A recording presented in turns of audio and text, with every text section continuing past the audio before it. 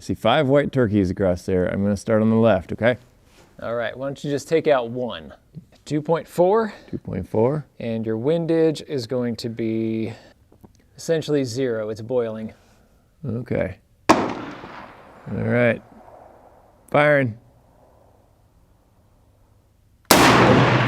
Beautiful. Dead center, bud.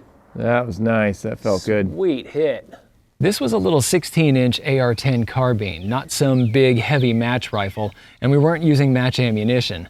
This is, yes, a good rifle. It's the CMMG Resolute in .308 Winchester, and it's shooting just ammo that you get at Walmart. This is Winchester Deer Season XP, one of the less expensive, good deer ammos that you can buy. And I'll put a link to both the test itself and to a gel test that we did with this ammo so you can see what it's like.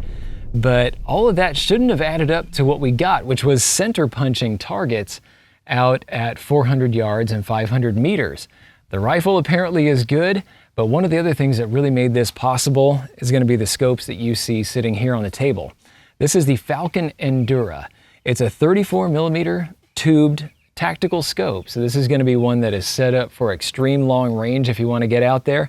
It is set up for all kinds of practical use at mixed distances, including some pretty close ones.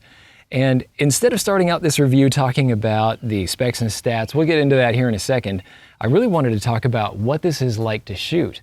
First off, this was really easy to get behind, really easy to bore sight and zero. It only took a few shots for us to really nail down the zero and start hitting these targets out at longer distances. But this is one that's just so ridiculously easy to use, in a large part because of the eye box back here. This has a pretty long eye relief, so you're looking at 3.5 inches out to actually 3.9 inches at its lowest magnification.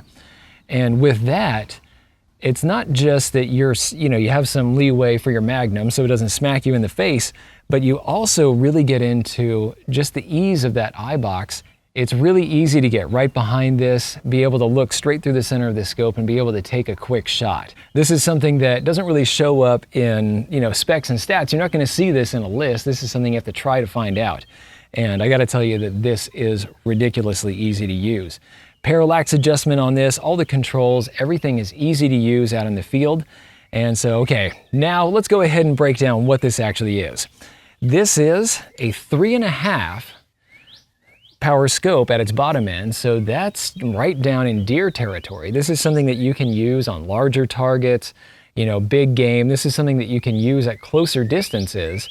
But then when you crank this all the way up to its 25 max power, that means that this is now a varmint scope. So you can use this to do really precise work at all kinds of distances, way up close, really, really far away. This is something that's not common with a lot of these tactical scopes. You're gonna get a pretty limited range, maybe a 4x zoom ratio, like a 4:16, or you might have a 5:25, but this has something like a 7.5x zoom ratio. So you're going to be able to deal with a lot of different targets, a lot of different sizes, and a lot of different distances. Adding to that flexibility, the easy to use parallax adjustment on the side actually goes down all the way to 15 yards. So this is a scope that you can use on a rimfire rifle. You can get up close and personal with this. So if you're dealing with targets that are a little bit more on the dangerous side, it's going to work for that as well. Now on this end, we have this is a 3.5 to 25 by 56 millimeter scope. So you have a really big objective lens out on this end. It's going to make it heavy, so you're looking at 35 ounces. This is a big boy. This is going to be for your supported rifles, definitely. This is not the kind of scope you want to put on a standard hunting rifle. This is one that you're going to want to use on something that, as long as you have shooting sticks, a tripod, a bipod, barricades, car window sills, truck beds, all kinds of things, then this is going to work really well for that. It's just one of the trade-offs that you get when you have a big lens, you have a big tube, and just big everything all the way around. And speaking of some of the stats that are on the larger end, this has a very large adjustment range, as you might imagine. This is a 34 millimeter tubed scope, and one of the reasons that we have these big chonkin scopes like this is not just for being able to take a hit better out in the field, but this is going to get you a lot of adjustment range. So if you want to be able to hit targets at much longer distances than you're used to, these are going to get you out there. So we're looking at over 100 MOA on this MOA model. On the milliradian model, you're looking at 32 milliradians there. That is going to be plenty, in my experience, to even get centerfire cartridges like, some short action cartridges like 6.5 Creedmoor onto target out at a mile. These will be great at 1,000 yards, easily get you there. But with these, yeah, you can actually get out to some of those longer distances, especially if you have a compensating base, of course. If you have one of these, I recommend you go ahead and get like a 20 or 30 MOA base, and that'll help you get you a little closer to your targets. You not only get a very large range with the turrets, you also get great precision with this. So you can click very precisely into position. This is a quarter MOA per click on this one, 0.1 milliradians on this guy. And these do, in my tracking tests, hit those spots just right. So on elevation and windage, these track really, really well. As for the quality of the clicks themselves, listen to this. This is the elevation turret on the MOA model. I can feel it. I can feel it through gloves. As you could hear, it's actually quite loud. It snaps into place very neatly. There is just a little bit of wiggle when you're in one of the spots. It's not really going to affect performance. This isn't something that you have to dial and then maybe dial back a little bit in order to get it right. Now it's going to hit the spot every single time. And one of the things that I love on this elevation turret is going to be the graduations. So you're going to be able to see how many turns you've dialed all the way around. The MOA model is going to be 25 MOA per turn, so it's going to function more like it's going to try to get you into that, per 100 sort of thing. So it's easier to tell how many times you've turned this. A lot of the MOA scopes are going to be 16 MOA all the way around, or maybe 32, somewhere in there. But this is 25 to make it a little easier to figure out that percent of 100 MOA all the way around. The milliradian model is going to be 10 mils per turn, which is just what I like. And that's going to be both on the elevation and on the windage. And everything is just consistent all the way through. Whatever reticle you have is going to match up really well with your turrets, and whichever one you choose, MOA or milliradian. So let's talk about those reticles really quickly. Both of these scopes have a first focal plane reticle, and if you want to know the real difference, the functional difference between MOA and milliradian, and when you want to choose first focal plane versus second focal plane, I'm going to put links to those videos up here. I did a whole series talking about when you should pick one versus the other. Not that one is better than the other, but in certain circumstances, you want FFP. In this case, since I intend these scopes to be useful for dynamic environments where things are moving quickly, I may have animals that appear at a variety of distances, like for predator hunting, where you may have a coyote walk up near you or have one that's 1,200 yards away. This is a scope that's going to work really well for that. It's always going to measure the same in the reticle, no matter what magnification that I'm on. And so it's going to be one that's going to be very quick and easy to deal with a really dynamic situation. But yeah, the two reticles that we have the B2GD B28 on the milliradian model. And this is one that I think strikes a really fine balance. If you have a high zoom ratio scope like this one, and you are stretching and shrinking that reticle along with the target, it's going to be very difficult to see a lot of times when it's shrunk down really small. And then it might get too thick when you're up on the high end. This one strikes a good balance. It's not going to cover a 1 MOA target. The lines actually measure 0.137 MOA on the line. And we have a center dot that again is still less than 1 MOA. And this is going to measure 0.5 milliradians on every hash line. So you're going to have your halves, you're going to have your fulls, and then you'll have numbers indicating where things are. This also has some really cool mini measurements that you can see at various points on the reticle. And these are going to measure 0.1. So if you, like me, need to range targets very quickly without using a laser, you can use these to make very precise measurements and figure out how far away your target is. This is a skill that I really recommend to everybody.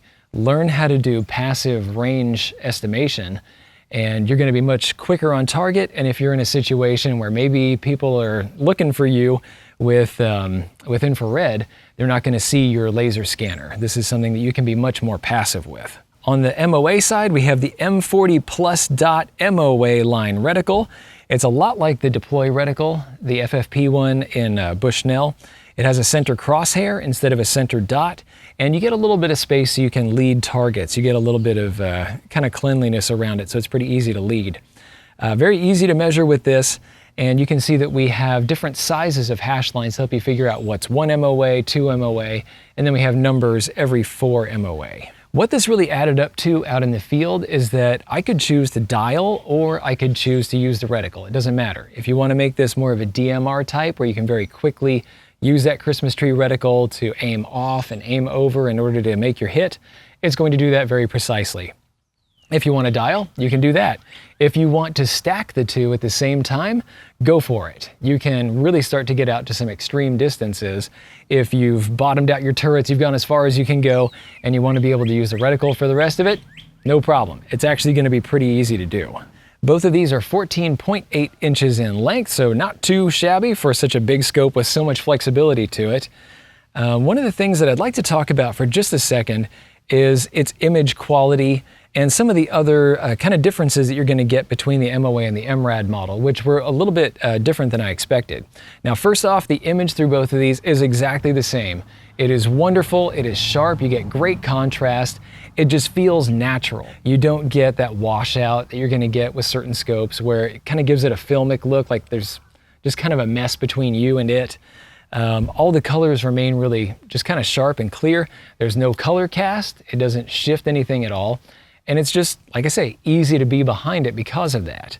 Now, there is one issue that I should point out. There is some color shift that you're going to get into with really high contrast situations. Like if you have a white target and you have black stuff on it, you're going to see some blue bleed into the black. So you're going to get some of that transverse chromatic aberration. This is not something that really affects real world shooting. If you get into really high contrast situations, yeah, it might bother you. But we're talking about some pretty big differences in brightness and darkness.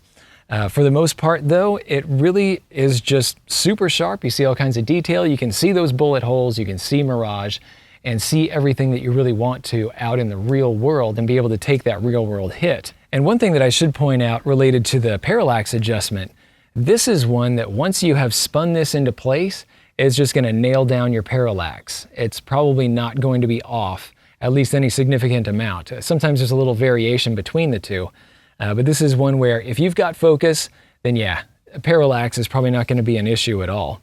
And while we're talking about some of the variations you can get, back here on this end, you have a fast focus eyepiece, and it is quite fast. So if you want to get your perfect diopter adjustment to be able to see the reticle in focus for your eye and whatever kind of prescription you might have, yeah, it's very easy to figure out what spot that is. It spins easily. And because it spins so easily, I'm going to recommend that you actually, once you find your spot, that you paint a couple dots on here so you can remember where it is. In case this accidentally gets spun, like when it hits your clothing or coming out of a case, that kind of thing. In addition to the image being really sharp, it's very bright edge to edge. I don't see any fall off. And one of the really nice things is that when you are looking at some of the out of focus objects in the scene, like you have maybe one of these rams out at long distance that I'm focused on, everything else that's out of focus isn't all chunky looking. It doesn't get any weird coloration to it. It's just a nice Gaussian sort of blur, and it's just really smooth and easy. It actually looks like kind of a nice film image. So you're going to get just kind of an easier time out in the field dealing with multiple animals that may be at different distances. They're not going to look strange. It's just going to be not distracting and very natural feeling. The coatings that we have on these lenses are fog-proof. The whole thing is waterproof. They do a really good job of preventing a lot of those internal reflections so you don't get bloom and glare. So here I am pointing the objective lens at you, and you're probably not seeing much bouncing around in there. This does a really good job. Now, a lot of these high magnification scopes, when you zoom them all the way in, like here to 25 power, and you have the sun really near, or some other really, really bright light that's near to the target that you're aiming at, yeah, you may get a little bit of bloom. But for the most part, this does a fantastic job of keeping that away. And usually, if you just shift your eye a little bit, again, at that high magnification, the bloom will go away. If not, you can back off the magnification some, and it's going to wipe some of that out. And yeah, overall, I think it's a really good performer in that area. Now let's talk about goodies. On this end, you can see that we have an objective lens cover. It's just a nice little flip cap. These are higher quality than the ones that they used to ship with. These are pretty darn good. You have one at the back as well. And some of the wonderful things that this comes with, first off, you get a sunshade. This actually comes in the box and you don't have to order this specially. I love it when folks do this. You don't have to pay for extra shipping. And yeah, I mean, for a tube of aluminum, I don't know why more people don't throw these in. It comes with a no-mar adjustment tool so that you don't scratch up any of your screws on here. So it's going to be really easy to get your initial setup. And it has an Allen key. Now this little Allen key is for something very special. Under each of these caps, both on the MOA and the Milleradian side, you're going to have a disc type unlimited zero stop. And you can set this any way you want. You can set it to hit 0, or if you're one of those guys that wants to leave a little extra leeway for super close shots, you could put this at maybe a -1 milliradian, and then you can set your disc exactly there, and it's gonna hit that spot every single time. And that's one thing that I should point out.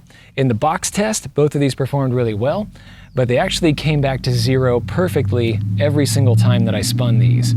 And with that zero stop, it's gonna make it just a little bit more reliable as you're getting out to, maybe you're out shooting really, really long distance one day, you forget that you didn't actually adjust this back to what it should be, and yeah, so you get back out on the range again dealing with close range targets, you can just go ahead and spin it back to 0, and it's gonna hit those spots.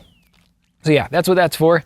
It's easy to set that up, and that's what we were using out at the range. Comes with a lens cloth, and we have a really nice full color manual that goes through the details of, it starts out talking about just basic terms. So it describes some of the things that you're gonna hear about when you're talking about scopes.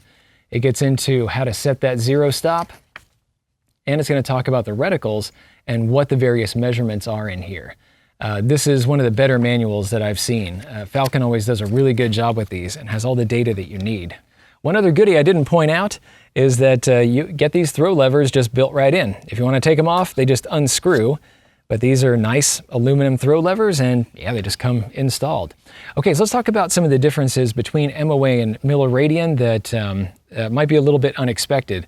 First off, the windage turret on the Milleradian one actually has a lock.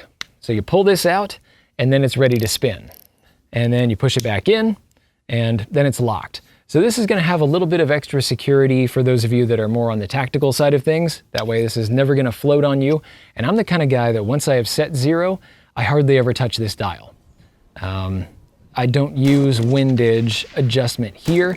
I do it all through my eye in the reticle. That's how I do my windage, and that's going to be maybe the way that some of you guys do it. One thing that I should point out is that all of the adjustments on the MOA one are just a little bit easier for some reason. It's just a little bit easier, smoother. It's lighter effort to turn both the zoom ring, the parallax adjustment, and actually the turrets up here are the same. Listen to that. Man, that is really tight and really noisy. Love that. But things are a little bit different on this side. Everything's just a little bit firmer to turn, and it's not as noisy. The elevation adjustment on this one is quite good. That feels pretty much the same. But on the windage side, I think because of that lock, yeah, there's really not much to hear and not much to feel. This is one that is a little bit mushy, and as it gets cold especially, this one gets pretty hard to turn. So just something to keep in mind. Overall, I recommend this scope very, very highly. I think that lots of you guys will get great use out of this. These cost about $680 at Pyramyd Air. This comes from the UK, it's made in China, quality tested in the UK, and then it is kind of a mail order thing for us in the US. If you're in one of the British colonies, you might be able to find one of these in a local store. Like if you're in New Zealand or Australia or whatever, a former British colony, you might be able to find these. It could still be a mail order deal, but you'll find the prices varying all over the place on these. I've seen the MOA model as low as $550, and whatever price that you find on these, from that $680 on down, I think it really is a steal. These are ones that, they may not have illumination and some of the other weird tricks that other ones do, but these actually function. And they function down into dusk. And actually, if you were out in, a good moonlit night, these actually gobble up a lot of light and get just a lot of light to the eye. Great exit pupil, thanks to that large objective lens out there.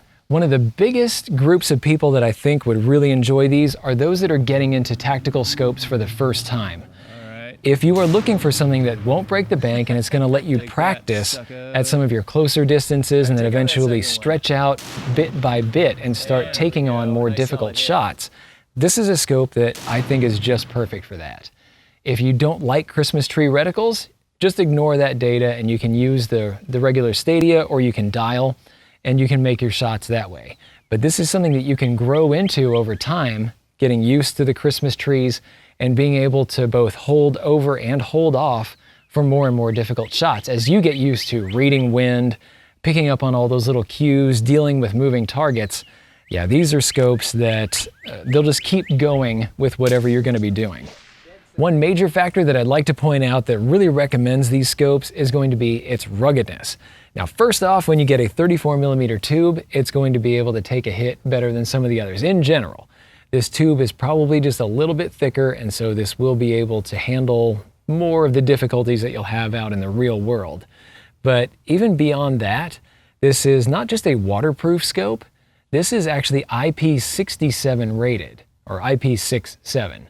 If you have seen my previous video on waterproofing, I'll see if I can link to it around here somewhere. I'm probably running out of cards. An IPX7 rated scope is going to be a scope that you could put down 3 feet underwater, leave it there for a half hour, fish it back out, and it should just continue to function as if nothing happened. Well, this is beyond that. This is not just IPX7 rated, this is IP67. And that 6 stands for its ability to deal with dust and debris. So they actually did full testing on this. This should be able to deal with all kinds of dust, sand, debris, things that are blowing around. So if you get caught up in a haboob, this will continue to function. So you guys in Australia or the Middle East, you're going to really like this scope because it's going to be able to deal with a lot of very difficult circumstances. And me here in Oklahoma, where we have everything from tornadoes to dust storms and yeah, all kinds of wild and wacky weather, this is going to be able to deal with whatever it is. So that's just one more thing I don't have to have on my mind when I'm out shooting. This will continue to function for me. As for the competition, we do have more 34mm tube tactical scopes like these, and some of them, as you can see up here, I've not recommended. I think there are some other pretty good ones out there, but compared to things like the Vortex Venom, I think this is going to be a better scope. Vortex makes good scopes, but their tracking systems from some of the guys that I've been talking to don't seem to hold up over time. And to me, it's more about the image. The image doesn't have quite the same clarity that you're going to get from these, and it tends to fall off more at the edges. So if you want to be able to keep track of multiple targets especially, and be able to see what's going on in a wide field of view, these are going to be superior. One other that I've been able to test is the Bushnell Match Pro. That's another one that I very highly recommend. It has a brilliant image, great color, very easy to use, just ridiculously easy to use. And so if you pick up either that or the original one or the new ED Prime one, then either of those is going to be just stunning, great scopes. But in some ways, I'm going to give the nod to the Falcons because of its larger zoom range. So you're going to be able to deal with those closer targets because you can get all the way back to 3.5x, all the way up to the 25. It's just a more flexible scope overall for that. But other than that, I've got nothing bad to say about the Bushnells. Great scopes. Thanks a bunch for watching, you guys. If you have any questions about these that, maybe something slipped my mind, please put them down in the comments below. And yeah, if any of you guys have been testing these out, I'd love to get your feedback and hear how it's been working for you. Thanks a lot, you guys, and I'll see you in the next video. Thanks for watching. If you liked this video, be sure to like, share, and most importantly, subscribe. Even if you didn't like this particular content, go ahead and subscribe. There's probably something coming that's more up your alley. Check out this playlist right here. This is going to have videos in a similar vein to what you just watched. These 2 videos we cherry-picked for you. And finally, The Social Regressive is on Patreon. So you can become a patron of the Destructive Arts and earn some goodies while helping us to provide high-quality videos just by kicking us a few bucks a month. Thanks a bunch for your patronage.